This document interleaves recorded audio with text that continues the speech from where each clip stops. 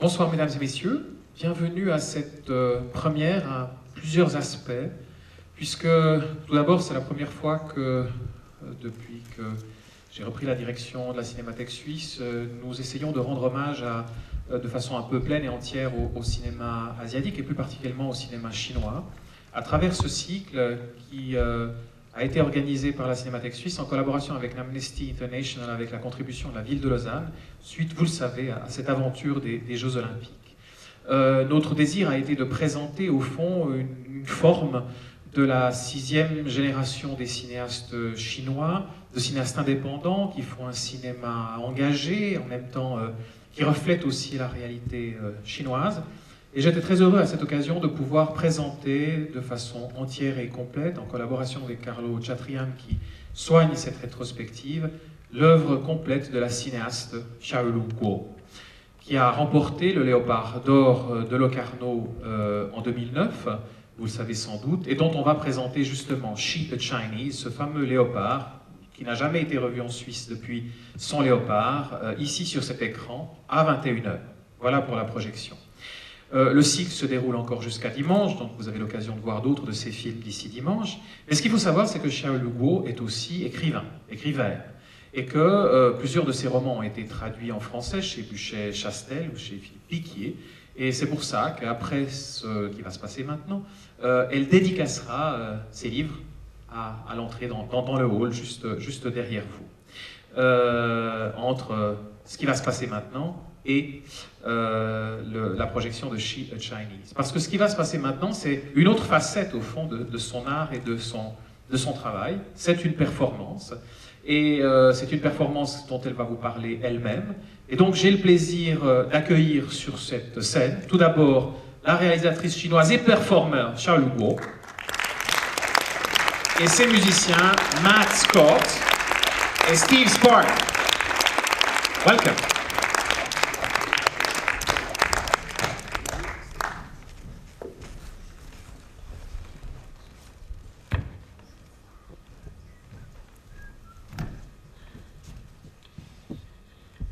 Bonsoir, Lausanne.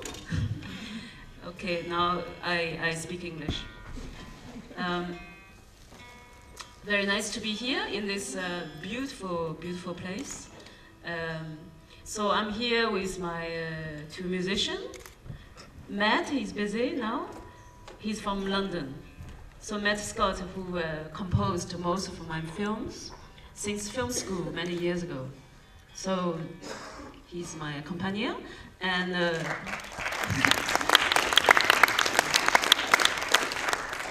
we have Steve Spark from Australia. Steve is a philosopher, teacher. He writes books, which I don't really understand, but I think I understand his guitar, so that's good enough.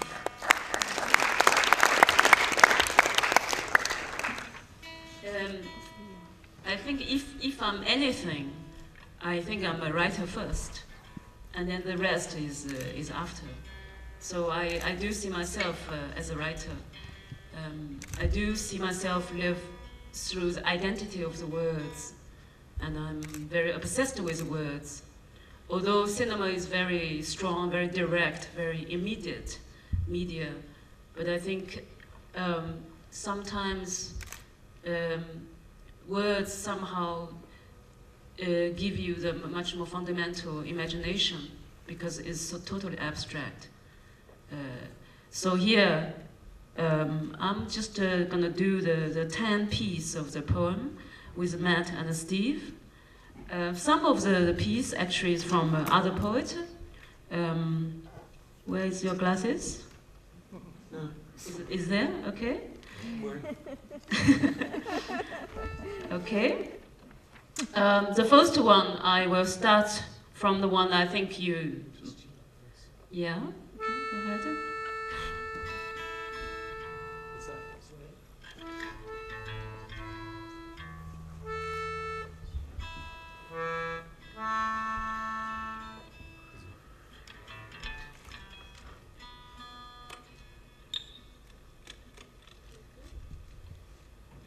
This first one, I think everybody you might heard of very, very often. is from Allen Ginsberg, and one of his most famous poems called America. He wrote in 1956. But what I try to do is kind of a remix from Allen Ginsberg by changing the most frequent word in this poem, this word America, into China.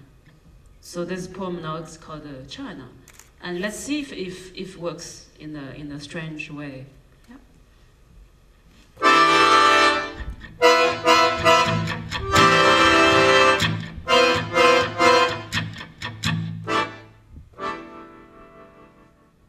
China, I've given you all, and now I'm nothing. China, $2.27, January 17th, 1956. China, I can't stand my own mind anymore, China. When will you send us a human war, China? Go fuck yourself with your atom bomb, China. I don't feel good, don't bother me, China. I won't write my poem till I'm in my right mind. China, China, China! China, when will you be angelic, China? When will you take off your clothes, China? When will you look at yourself through the graveyard, China? When will you be worthy of your million Trotsky's, China? China, why are your libraries full of tears, China? China, when will you send your eggs to India, China? I'm sick of your insane demands, China.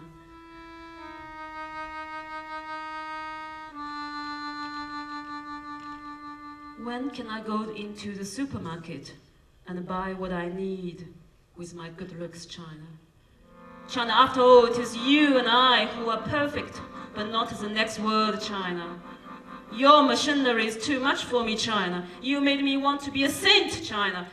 There must be some other way to settle this argument, China.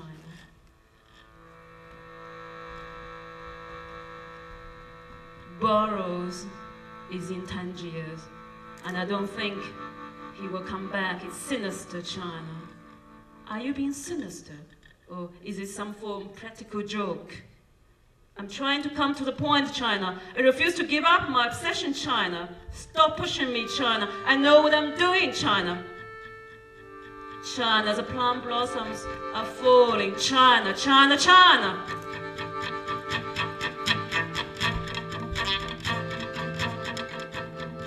I haven't read the newspapers for months. Every day somebody goes on trial for murder, China. I feel sentimental about the Wobblies, China. I used to be a communist when I was a kid, China. I smoke marijuana every chance I can get, China. I sit in my house for days and I stare at the rose in the closet, China. When I go to American town, I get drunk.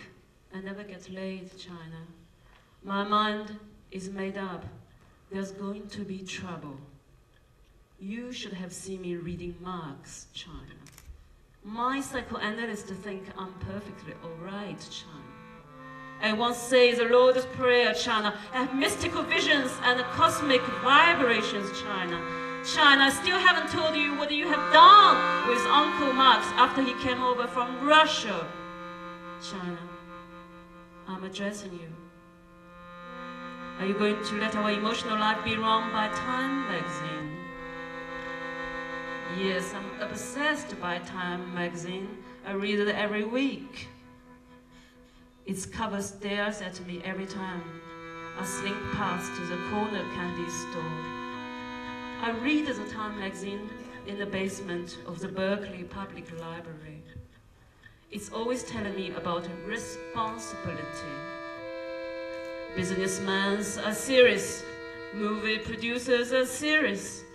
Everybody is serious, but not me.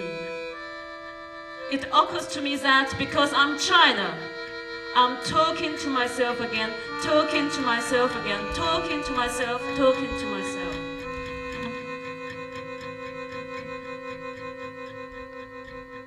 Asia is rising against me. I haven't got American man's chance. I better consider my national resource. My national resource consists of 2 joints of marijuana, millions of genitals, and unpublished private literature that goes on 1,400 miles an hour, and 25,000 mental institutions. I say nothing about my prison, nor the millions of underprivileged who live in my flower pot under the light of 500 suns, China. I have abolished the whole house of France. 10 years is the next to go. My ambition is to be president, despite the fact that I'm a Catholic. China. How can I write a holy litany in your silly mood, China? China, I will continue like Henry Ford. My strophes are as individuals as his automobiles, China. China, I will sell strophes 2,500 apiece. China, free Tom Mooney, China. China, save the Spanish royalties, China. China, Sacco and Vincenti must die, China. China, I'm the Scottsboro Boys.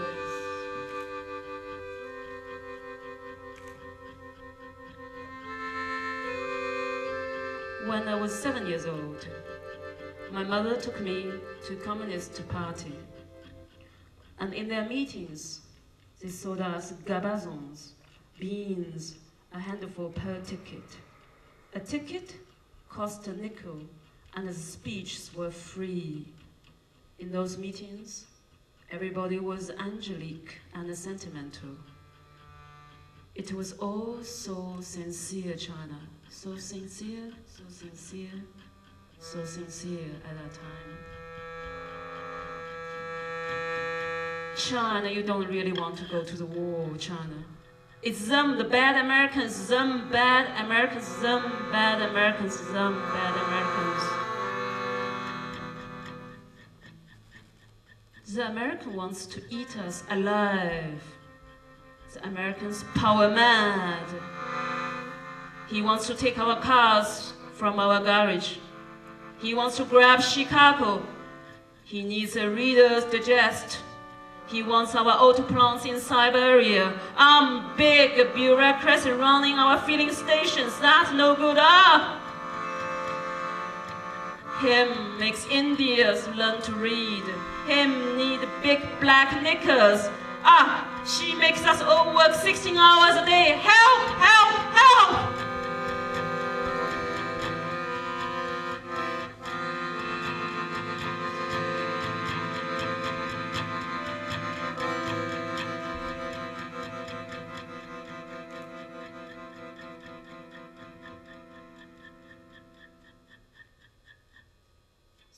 The second piece, I'm reading from my first novel I wrote when I was 19. The English title is called 20 Fragments of a Ravenous Youth. And I wrote it when I was so young because I grew up in the village. So every day I'm desperate, want to leave the village. I guess like any young people from the village wants to go to city. And the whole book is really about this young woman fighting with the society she inhabited. First is the village, then second is the city of Beijing. And the novel is about the battle between the young woman and the Beijing as a city. So here's a little section from the chapter 2 of the novel.